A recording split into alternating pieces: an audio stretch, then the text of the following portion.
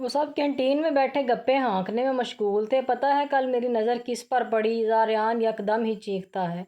Canteen میں بیٹھے سب لوگوں کی نظر زاریان کی طرف اٹھی۔ سب سوالیہ نظروں سے اسے دیکھ رہے تھے۔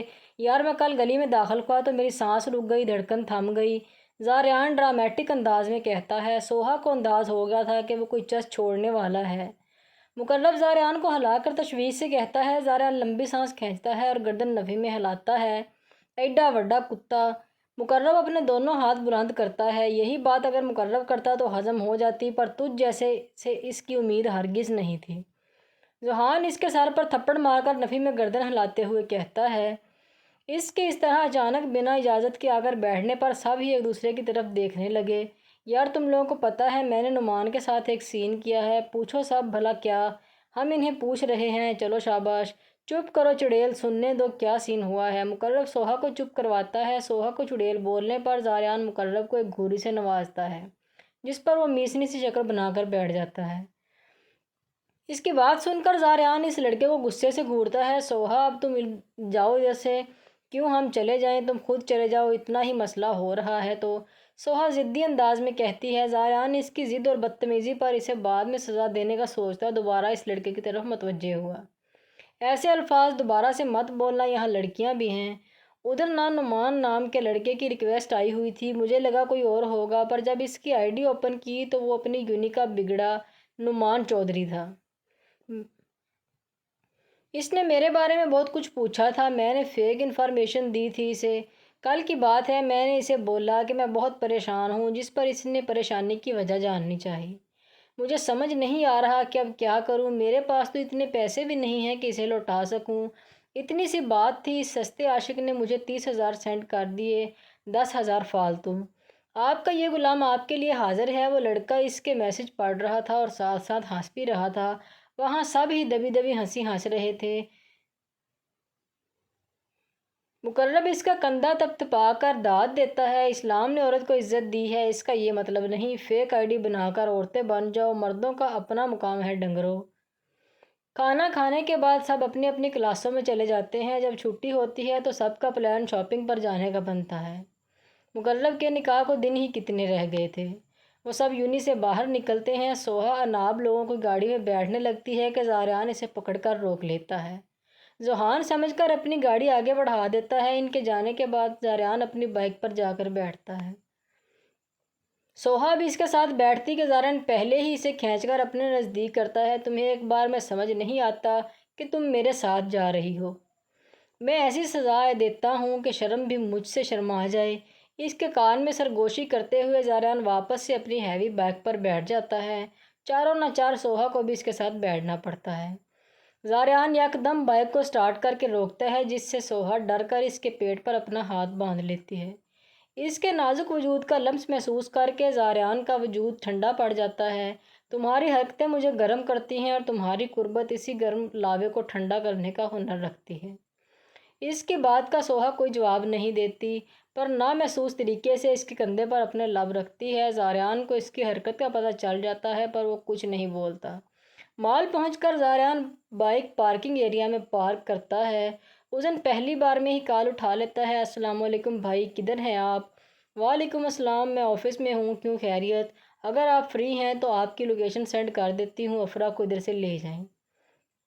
اسی لیے میں چاہ رہی تھی کہ آپ دونوں بھی آ جائیں، ہم مل کر شاپنگ کر لیں۔ گڑیا تمہیں پتہ ہے اس پانڈے نے آرام سے تو آنا نہیں ہے، تھوڑا لیٹ ہو جائے گا۔ جی بھائی بس میں نکل رہا ہوں، اوزن کہتے ہوئے اپنی گاڑی کی چابیاں اٹھاتا ہے اور آفس سے باہر نکلتا ہے۔ گاڑی اپنے گھر کی طرف بڑھاتے ہوئے اوزن افرا کو کال کرتا ہے۔ کافی بار کالز پر بھی افرا نے کال نہیں اٹھائی۔ جی میں ٹھیک ہوں، وہ دراصل یہ پوچھنا تھا کہ افرا کدھر ہے؟ بیٹا افرا تو اپنے کمرے میں ہوگی یا پھر کچن میں۔ ان کی بات پر اوزن مسکراتا ہے۔ سوہا کا فون آیا تھا، وہ سب مقرب کے نکاح کے لیے شاپنگ کرنے گئے ہوئے ہیں، تو مجھے بھی بول رہے تھے کہ افرا کو لے کر آؤں۔ میں نے افرا کو کالز کی تو اس نے فون نہیں اٹھایا۔ فون کاٹ کر اوزن گاڑی کی سپیڈ بڑھا لیتا ہے۔ 5 منٹ بعد وہ گھر کے اندر داخل ہوتا ہے۔ اوزن سب سے پہلے اسے کچن میں دیکھتا ہے، پر وہ ادھر نہیں ہوتی۔ اوزن سیڑھیاں چڑھتا اس کے کمرے کی طرف بڑھتا ہے۔ اس کے روم کے باہر کھڑے ہو کر اوزن دروازہ بجاتا ہے۔ افرا بنا پوچھے ہی دروازہ کھول دیتی ہے۔ उज़न इसके कमरे में जाता है और दरवाज़ा बंद कर देता है। इसे दरवाजे के साथ लगा वो इसकी आंखों को देखता है। तुम मेरी कॉल्स क्यों नहीं उठा रही? इसके चेहरे पर उंगली फेरते हुए उज़न सवाल करता है। यार अपने लिए थोड़ी ना कॉल कर रहा था, तुम्हें ही लेकर जाना है शॉपिंग पर। तुम्हारी आपी की कॉल आई थी, निकाह के लिए शॉपिंग करनी है। अफरा शॉपिंग का सुनकर खुश भी होती है और हैरान भी। अब बोलो भी, या शॉपिंग का सुनकर होश खो बैठी हो मेरी पांडा? इसके फिर से बोलने पर अफरा गुस्से गुस्से से दूर धक्का देती है। इसके धक्का देने पर उज़न 2 कदम पीछे हटता है। मैं अगली बार से ज़रा भी बर्दाश्त नहीं करूँगा, समझी? इसके कान के पास चेहरा करते हुए उज़न भारी आवाज़ में कहता है, तुमने क्यों मुझे कुछ दिन पहले खुद से दूर किया था? इसके शिकायती लहजे पर उज़न खूबसूरती से मुस्कुराता है। तो मेरा पांडा, इस दिन गुड़िया वहाँ आ गई थी। तुम क्या चाहती हो? इसके सामने भी मैं तुम्हारे साथ रोमांस करूँ? यार तुम आ जाओ, फिर मुझसे लेट हो जाऊंगा। मुझे कुछ नहीं बोलूँगा बस। उज़न कहते हुए इसका हाथ पकड़ता है, पर अफरा जल्दी से अपना हाथ छुड़वा लेती है। नहीं, ऐसी बात नहीं है, मुझे नहीं लेटना। पर मैं एक ही शर्त पर तुम्हारे साथ चलूँगी। उज़न इसकी कमर में हाथ डालकर कहता है, घर आकर तुम मुझे खुद पास्ता बना कर दोगे मेरी पांडा। उज़न इसकी नाक प्यार से खींचता है। उज़न अपनी बात मुकम्मल करके इसकी गर्दन पर नरमी से बोसा देता है। चलो अब मुझे छोड़ो और तैयार होने दो।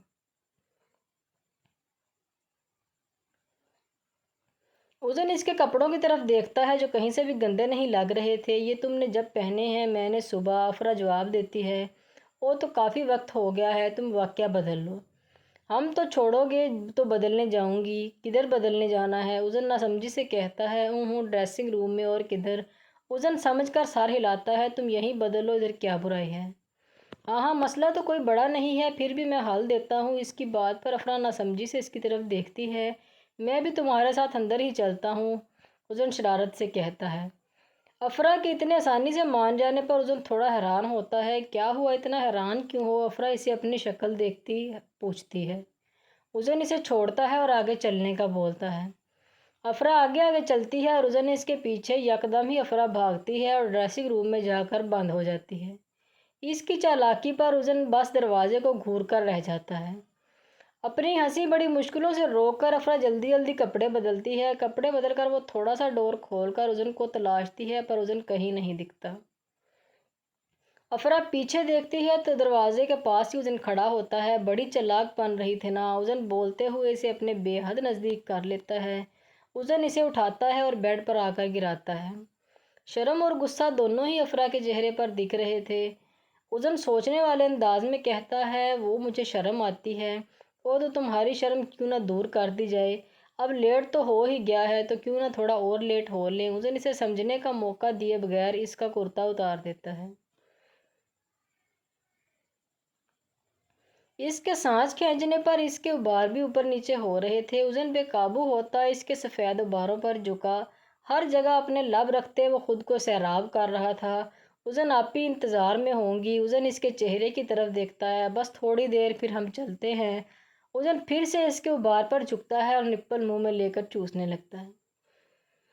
इसके उबारों को छोड़ा उज़न इसके होंठों को अपने होंठों में लेता है। उज़न के हाथ अफरा की टांगों के दरमियान गुस्ताखियां कर रहे थे। वहां अपना हाथ फेरते हुए उज़न इसके होंठ चूस रहा था।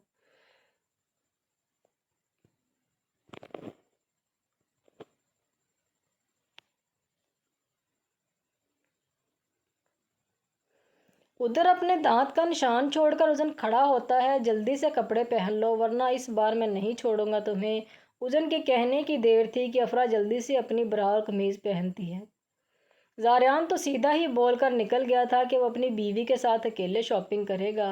अब जहान, अनाब, मुकर्रब, उज़न और अफरा एक साथ शॉपिंग कर रहे थे।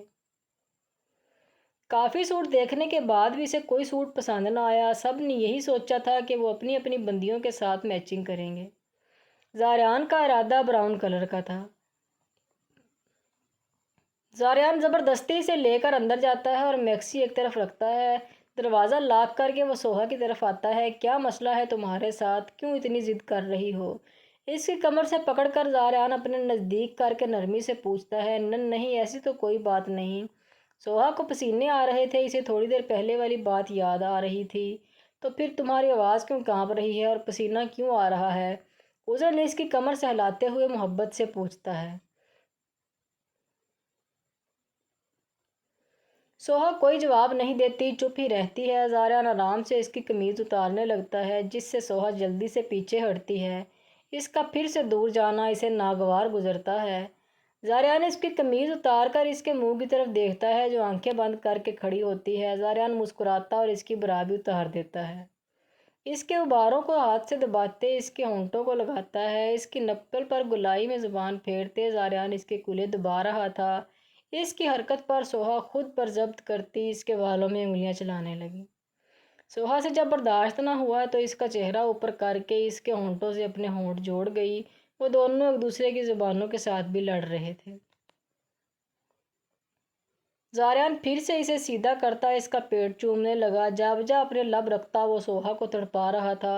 زاریان نے اس کی ناف کے ارد گرد زبان پھیری، جس سے سوہا اپنے ہونٹ دانتوں تلے دبا گئی۔ زاریان اٹھا اور اس کے غبار کو منہ میں لے کر چوسنے لگا، کبھی منہ میں ڈالتا تو کبھی نکال دیتا۔ زاریان کافی وقت ہو گیا ہے، ہمیں چلنا چاہیے۔ زاریان بات مکمل کرتا اس کے غباروں کی طرف دیکھتا ہے۔ اس کے گلابی نپل اب اس کی شدتیں سہ کر لال ہو رہی تھیں۔ زاریان ایک بار پھر جھکتا انہیں چوس گیا۔ پہلے اسے برا پہنا کر پھر اسے میکسی پہناتا ہے۔ اس کی سفید رنگت پر وہ براؤن میکسی بہت جچ رہی تھی۔ زاریان دل ہی دل میں اس کی نظر اتارتا ہے۔ زاریان اپنے لیے بھی براؤن کرتا شلوار لیتا ہے، جس کے اوپر وہ شال لیتا ہے۔ دوسری طرف حسن اپنی پانڈا کے لیے ریڈ اور بلیک کلر کی خوبصورت سی فراق لیتا ہے۔ مقرب کو سمجھ نہیں آتا کہ وہ کون سا رنگ لے، جس پر سوہا نے اس کی مشکل آسان کر دی تھی۔ آف وائٹ شیروانی پاجامہ لینے کا بولا تھا، دلہن کا سوٹ بھی اسی رنگ کا تھا کہ وہ اس میں گر تو نہیں جائے گی۔ وہ سب شاپنگ کر کے اپنے اپنے گھر آ جاتے ہیں۔ تقریباً 8 بجے سب ہی اپنے گھروں میں ہوتے ہیں۔